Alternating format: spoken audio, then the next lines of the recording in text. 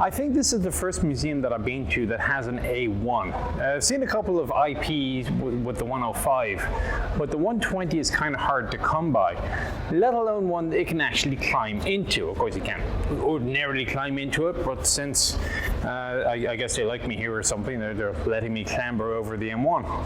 And I tell you, it's nice to see it again. It's a shame I don't get to run around and roll over things, because there really is nothing like the feeling of riding around in the turret of this.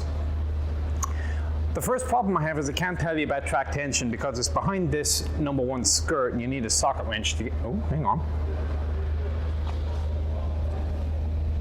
No, it's jammed in place.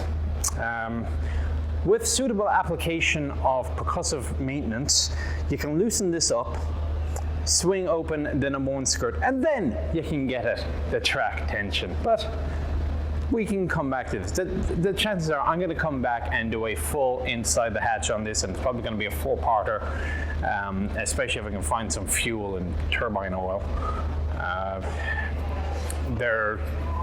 Actually, they might not have drained the turbo shaft, but it's definitely lacking a few fluids, because when they parked it, they don't expect it to run again, unfortunately. Boo, hiss. Anyway, so the M1. 1970s technology that has been updated to the limit of what Congress will pay for it. And it's still a very good tank. I mean, is it the best in the world? Nah, probably not. But is it perfectly serviceable and viable? Yes, it is.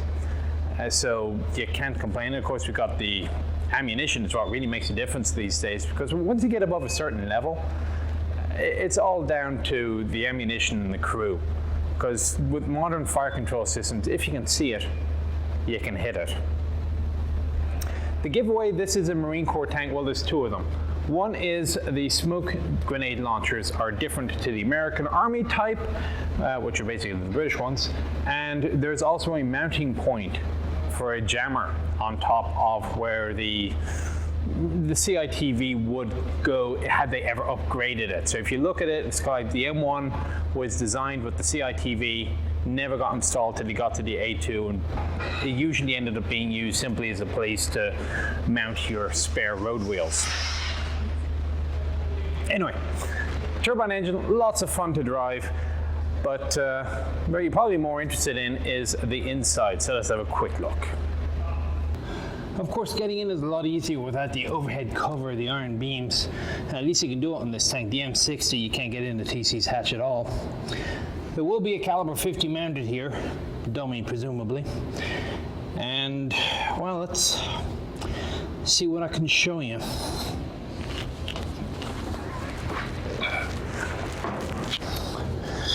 Now, of course, I will be doing a full inside the hatch, where I'm going to show you things that you probably didn't know about the M1. For example, this little device here. It is used as an alternate place to place your controller. So if you're outside and you want to scan around, you pull the palm switch, and there is a thumb switch at the back. I'll show you another shot where you can use the electric traverse to traverse the caliber 50. Now, you can't really aim it. You got the very basic side, I guess, especially if you duck down under like this, where I can now see by use of this very simple system more or less where the caliber 50 is aiming. I still need to use my left hand inside the turret though to control elevation. This is a very neat little feature. So, I am currently what is known as name tag defilade. And that basically means that if your name tag is here, it's about the level of your exposure.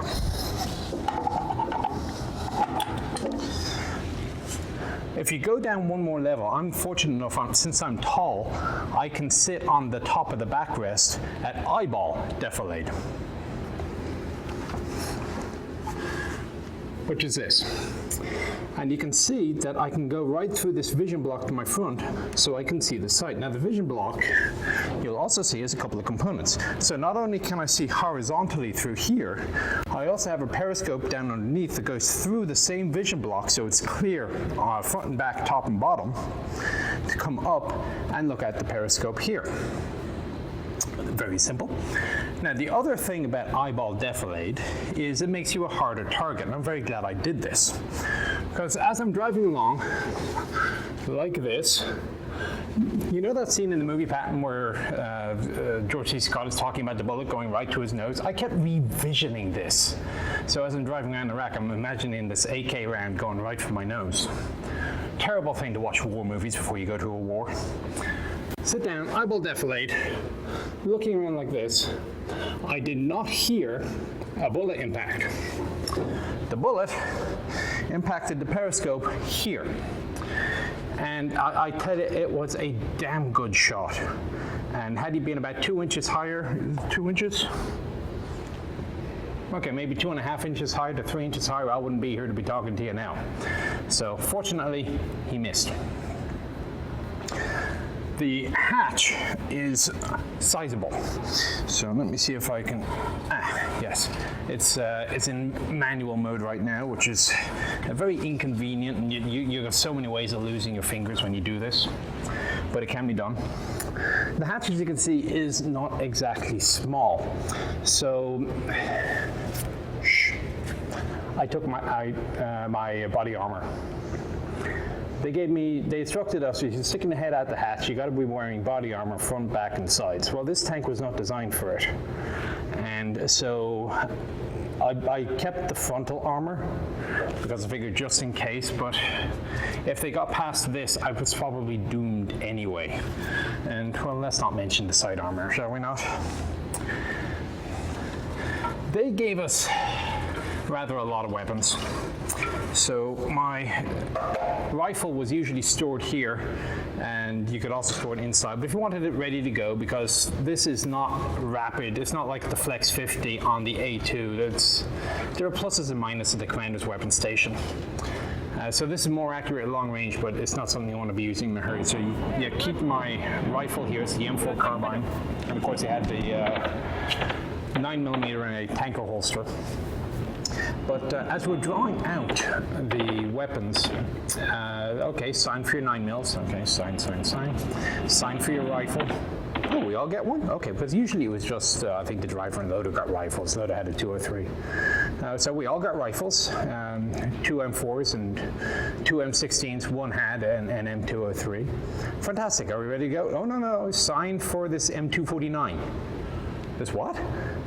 So we ended up, where do you put an M249? We ended up bungeeing it kind of in between the TC and the loader, just in case we needed it. Sign for your 240s. Okay, 240 there, 240 there. Sign for your shotgun. What?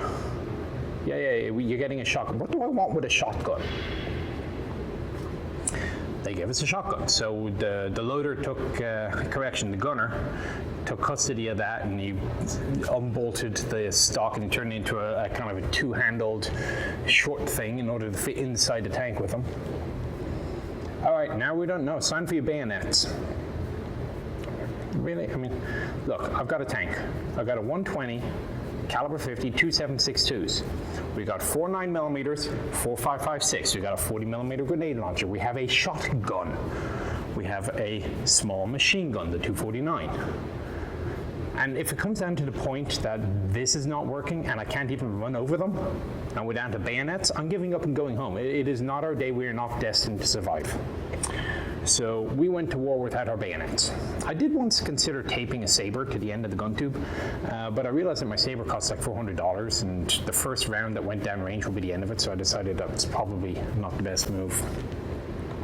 Anyway, other little features while I'm up here. Well, you can actually see fairly closely, I guess, the two sides in the doghouse, the gunner's primary sight housing. One side is the daylight vision, and the other one is the infrared. But, yeah, old times. So here's the problem with my inside the hatch basis of comparison, shall we say.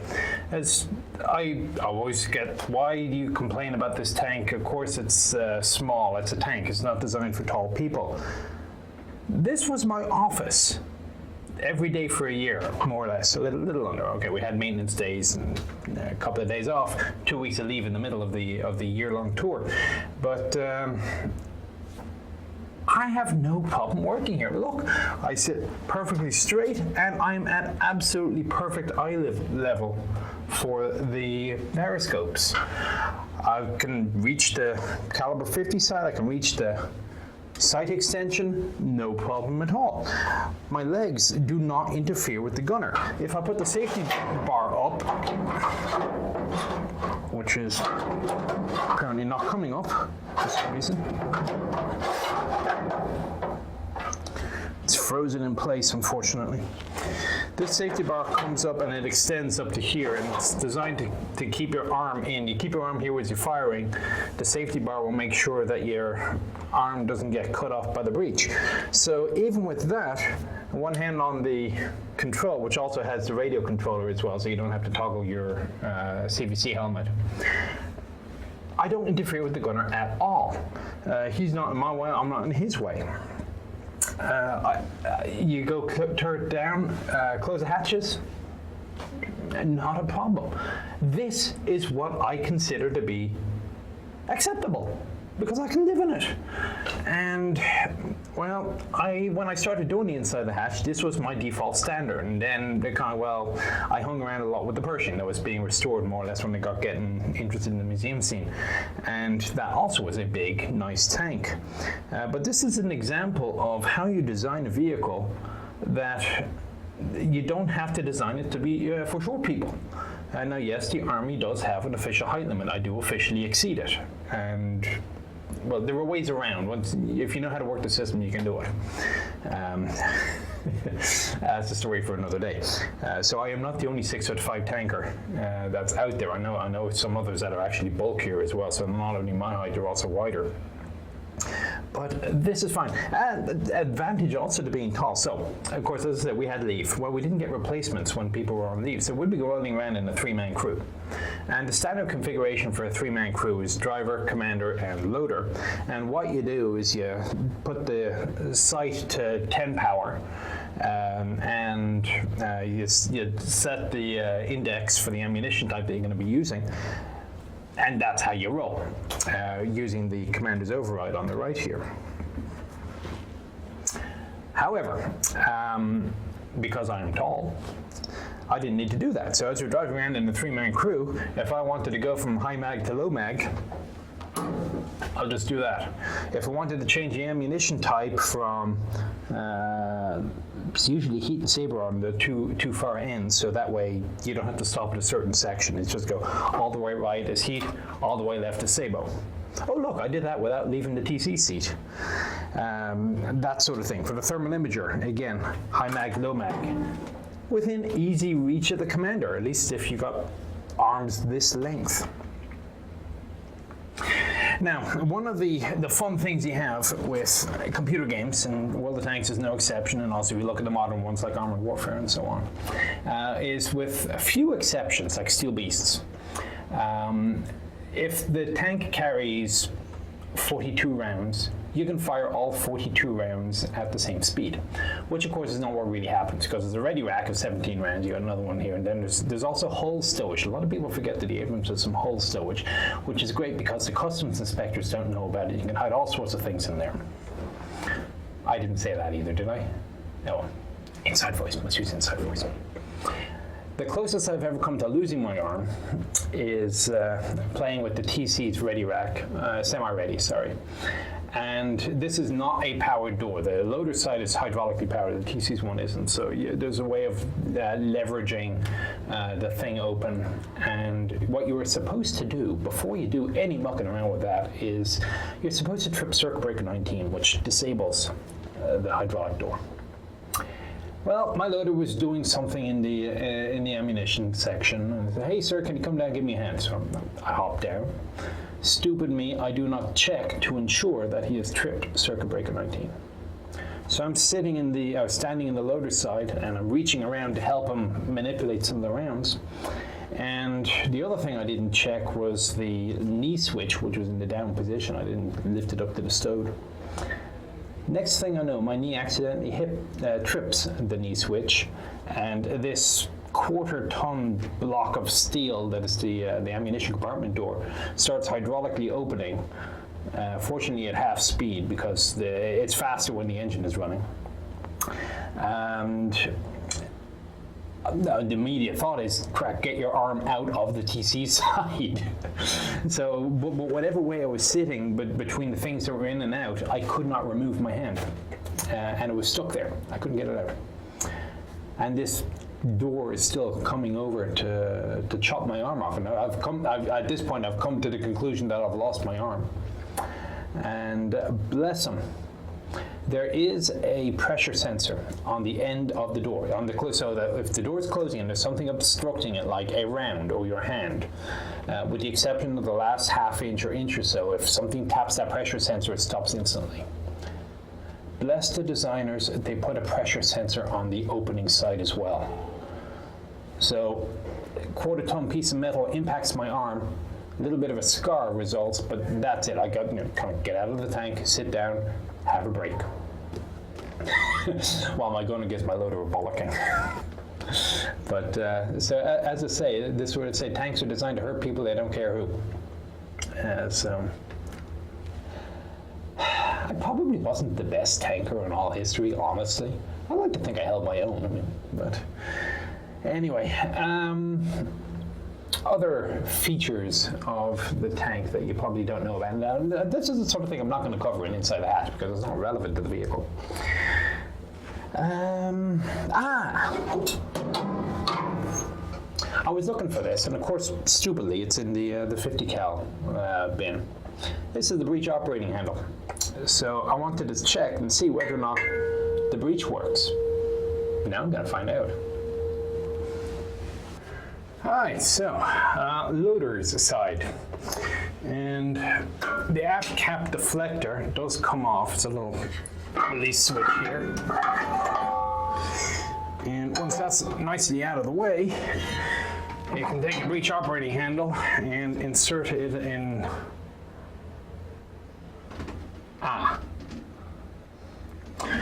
Never mind, that answers that question. They've welded the bloody thing shut. Suffice to say, it would ordinarily attach in here and you'd simply lever it up, but yeah, unfortunately, I don't know why they did that. Boo, hiss, unfair. Now let's see the firing pin in here. Yes, there is a firing pin, but it's an electrical ignition switch, not percussion, so it's not quite the same, but it does the same similar function. It basically connects to the timer.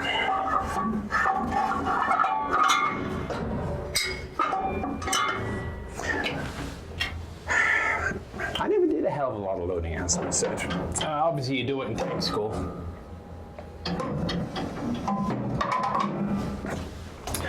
Radios are missing, which is understandable.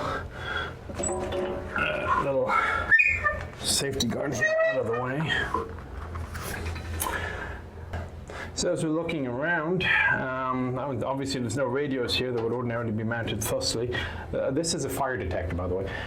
Look at all the ammunition you've got for the coaxial. From here down to here, this is a massive bin. It's like 11,000 rounds or something stupid like that. I never counted them. Feeds over the top of the gun and into the coaxial on the right side. Lights, of course, white or blue. Eel uncouple. So you'll notice if you watch a video of the inside of an M1 as it's going down range, the gun does not reset to a loading position. And as a result, if the stabilizer is on, you've got to kind of get around, you kind of time the round as you shove it in. Or worse, if you're in a hold down position and the gun is basically aiming down at full depression, to get the round in, you got to kind of lift it up to the roof and then slide it down and forward. Well, your solution, if you have such an inconvenience location, and I don't know why they didn't do a gun reset position like the Germans or the British, but whatever, is this EL uncouple tag. So you hit the EL uncouple, and it separates, it uncouples the gun from the sight. It stops the gun from following the sight, and this basically it freezes the gun so you can get the ammunition in. This also means that you can be very unthreatening. So if there's somebody that you don't like fairly close to you, but you don't want to point your gun at them, you hit EL uncouple, and the gunner is now looking at this protester or whoever it is you're about to run over. okay, maybe not a protester, maybe let's say you're doing a vehicle checkpoint or something. And you're looking at people up close with high magnification, but you don't want to look like you're looking at them. The turret will be aiming at you because the gunner's sight doesn't slew, but the gun is not going to be pointing at it unless something happens, in which case just drop the eel and couple. The gun will immediately drop down into place, and then you can then continue your engagement. As far as loading, so you'll see talk about how good somebody's loader is. Sorry, I couldn't tell if the thing was recording still. So as far as loading, you hear talk about how good someone, I had a loader that would load in 3 seconds flat, or whatever. Well, yes and no. If you had the 105 ammunition, that was fine because you could lap load it. So if there's a round in the tube, you could grab another round from the back and have it on your lap. So as soon as the round is fired, you immediately throw it in, and there's no waiting. With the 120, that is not authorized. It is unsafe because, of course, it's somewhat fragile, and believe me, you don't want to have propellant flying around all around inside the tank if the casing breaks. So you gotta hit the knee switch, opens up the ammo door, and you can start. Once you have it in your hand, then the ammo door closes, and you're not allowed to arm the gun, which is this big lever here. You're not allowed to arm it until the door is closed, and that's for the testing, the tank crew gunnery skills test. That's when your clock stops. It's a little bit stiff. So what will happen is the first round is fired, door opens, you grab the next round, which is right in the middle. It's called the sweet spot. And you flip it over, slam it in, and you're just waiting for the door to close. Once the door closes, lift up the arm lever up. However, once you've fired 3 or 4 rounds, you start hunting. So you're no longer in the sweet spot. When you start looking for the ammunition that's up at the top left corner, or you gotta kind of hit the release switch to drop the rack down and then grab the round out, things start slowing down. And this is one of those auto loader or manual loader differences. So for the first couple of rounds, manual loader is faster. The problem is, and it's not a guy getting tired, the problem is just the rounds are inconveniently located. And then, of course, once you've expended all 17 rounds, then you got to go over to the other side, or 18 rounds, I think, in some of the later versions. Go to the other side and start shuttling between. And of course, you can't have both doors opened at the same time. It doesn't work that way. So you got to put a couple of rounds on the floor, shuttle over the door, then put the rounds in, then shuttle the door back and put the rounds back. All gets very inconvenient once you fire. But I mean, if you're in an engagement where you need to fire that many rounds, it's a significant engagement. So that's why if you're doing an American gunnery test, usually an engagement is only 3, maybe 4 rounds. So in between each stage, if you got a good loader, what he's going to be doing, he's going to have his door open, and he is going to start rearranging rounds in the ready rack so that the next round he grabs in the next engagement will always be the sweet spot. So that's why you want to be careful when you say, I had a good loader that could throw a round in 3 to 4 seconds. He could, yes. But can he do 15 rounds in 3 to 4 seconds? And not so much.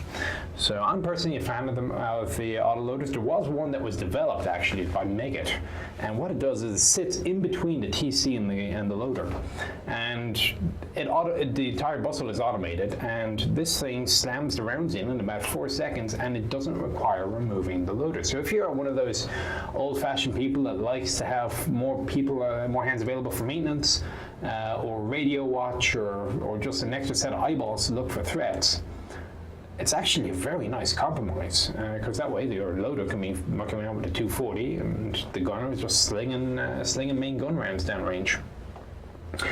Obviously never entered service. I'm not entirely sure if it wasn't reliable enough or if the Army just didn't think it was worthwhile, maybe too expensive to refit. But it can be done. There's no requirement that if you're going to have an autoloader, you got to drop the 4th crew. The question is that 4th crewman worth the extra volume and weight of the tank? But anyway, I'm sure many other people will chime in the comments section, of course, with their own war stories. If you wanted to hook up your MP3 player, you'd plug it in here. Under here, you'd sacrifice a set of headphones. You strip them down and you put them into the inputs here. And you do it usually when you're bored. So if you're waiting on the range to go down range, or if you're we're sitting on OPs. We had audiobooks going on the intercom system. It's kind of like, okay, time to relocate after half an hour in an OP. So we relocate to an OP and hurry up, driver! I want to find out what happens to Jane. And you have a lot of fun in the tank. You do, yeah. I miss them. I do. The guys, obviously. I miss the tank as well. Anyway, what else can I tell you? I tell you, we went back for a reunion after 10 years, and I didn't recognize half of them. I mean, God, you bulked up and you've got 4 kids? Yeah, no. I mean, once you look at them for long enough, you start to figure it out, but still.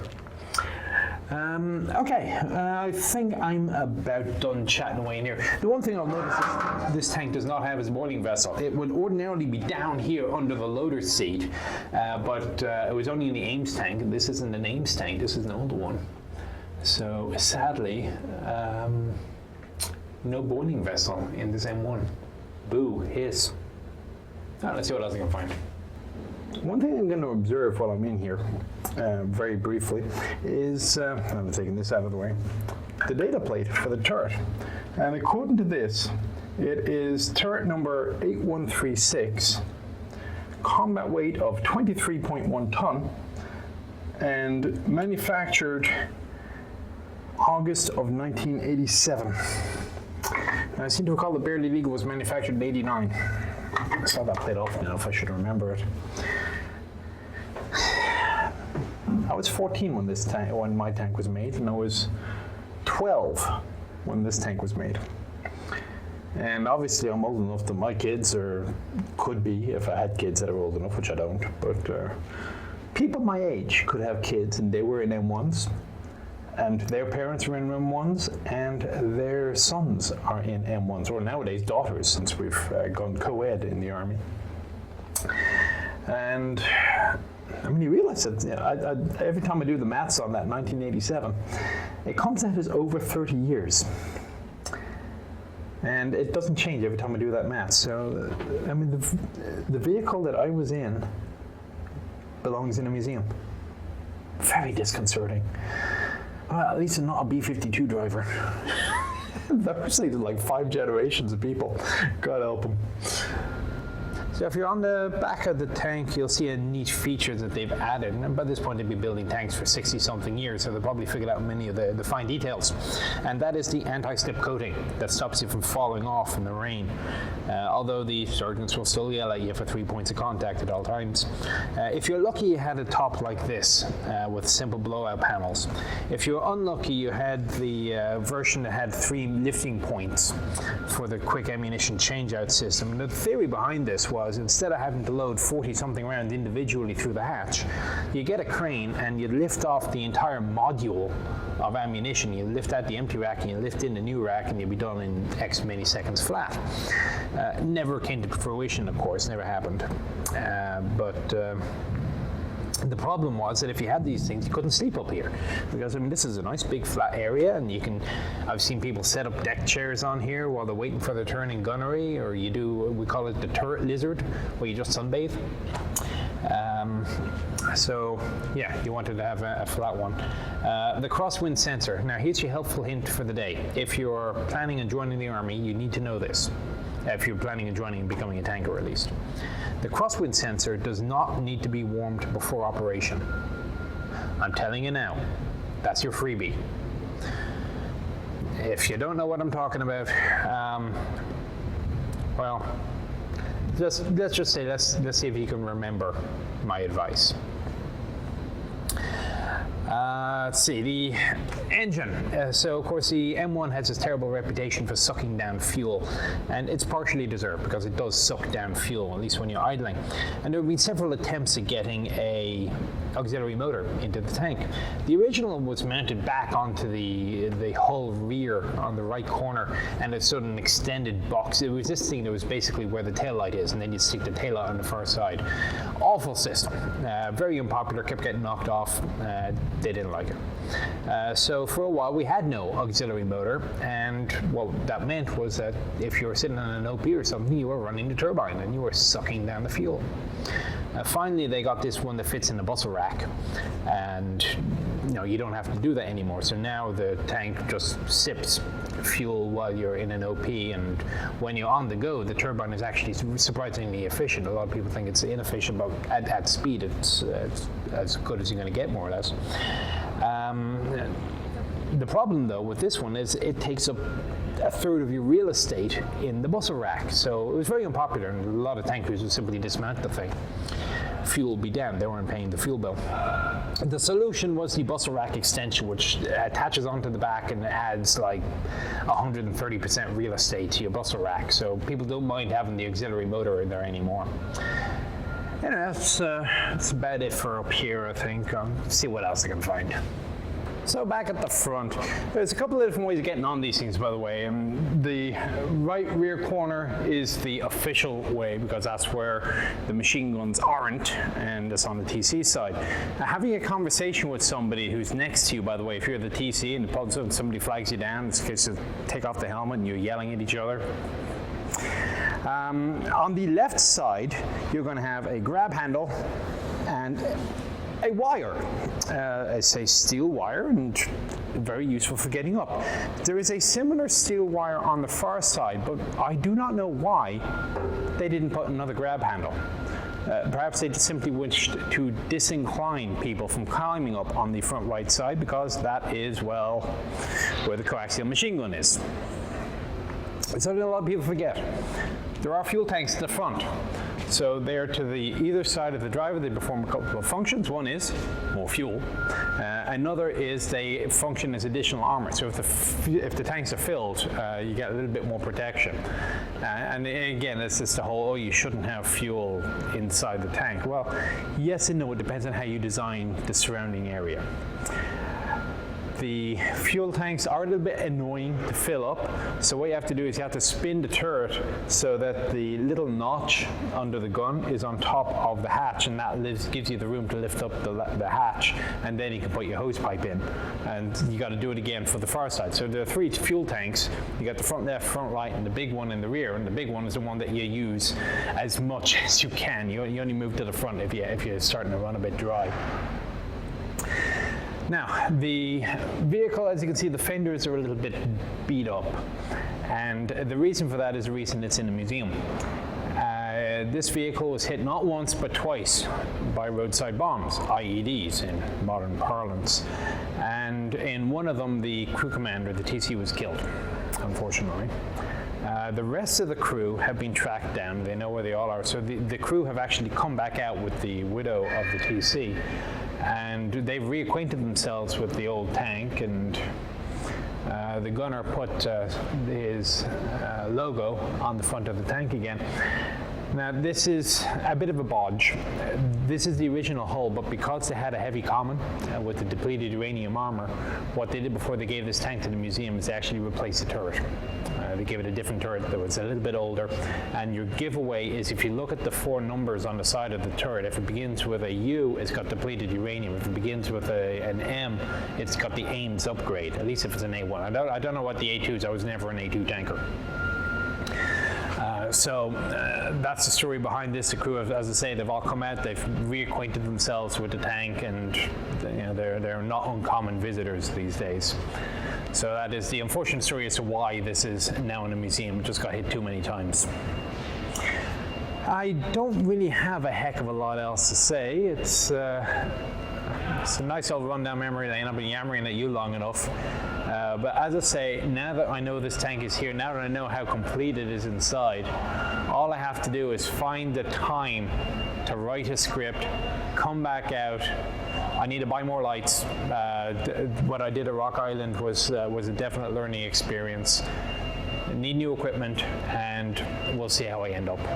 So anyway, hope you found my rambling interesting and informative. I'll see you next time.